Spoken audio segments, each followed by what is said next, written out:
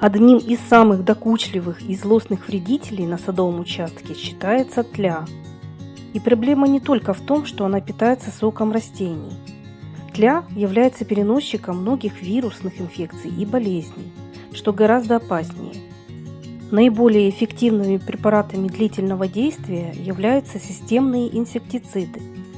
Но проводить химическую обработку ягодников, овощных культур или той же зелени, которую мы ежедневно употребляем в пищу прямо с грядки, никто не станет.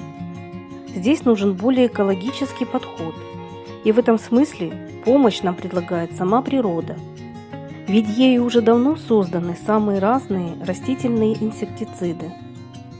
В своем саду или по краю овощных грядок можно высадить некоторые полезные культуры, отпугивающие своим запахом тлю и муравьев. Последние особо докучают тем, что занимаются активным разведением тли. Конечно, эти ароматные растения не заставят вредителей полностью покинуть ваш участок. Зато в местах их посадок присутствие тли и муравьев существенно сократится. По бордюру цветниковых грядок можно высадить неприхотливый шнит-лук. Он не только неприятен своим запахом, тлям и муравьям.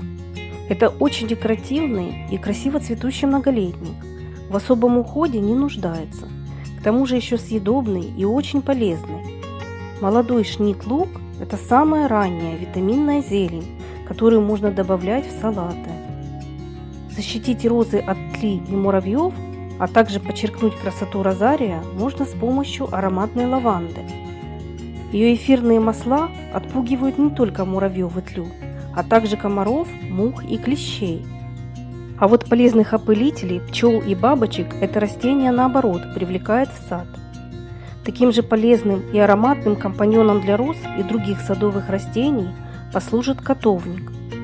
Своими пахучими веществами способны отвадить вредителей шалфей и горькая полынь.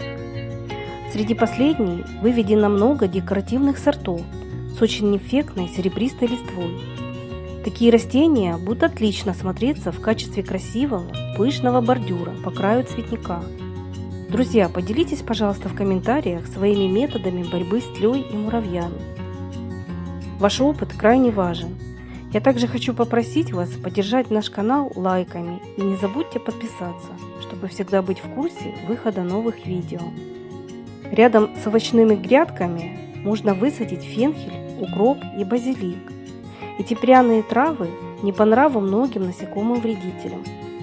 Таким же ароматным помощником считается розмарин. Единственное, что он не переносит холодные зимы средней полосы. Поэтому осенью его лучше пересадить в горшочки и занести в теплое помещение, например, на кухню. Розмарин – это отличная приправа ко многим блюдам. Его также можно добавлять для ароматизации чая. Такой же полезной пряностью является чабрец и майоран. Их эфирные масла сбивают с толку многих вредителей. Своими фитонцидами отпугнет тлю и муравьев кориандр, чеснок, исоп и базилик. Замечено, что муравьи перестают активно разносить тлю на кусты и деревья, вокруг которых высажены бархатцы. Эти полезные и неприхотливые цветы будут радовать вас все лето, до осенних холодов.